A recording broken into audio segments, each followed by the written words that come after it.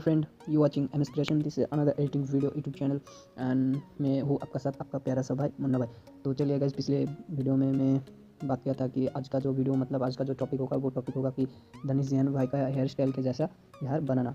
तो finally guys हमने video तैयार कर लिया, मतलब वीडियो बनाने जा रहा हूँ। तो आपको ये वीडियो पूरा देखना होगा, मतलब स्टेप बाय स्टेप ध्यान देना है, नहीं तो अगर एक भी स्टेप छूट गया तो मतलब ये वीडियो मतलब ये एडिटिंग नहीं हो पाएगा। तो आपको पूरा वीडियो देखना होगा, साथ ही साथ मेरा वीडियो को लाइक कर देना और एक कमेंट कर देना।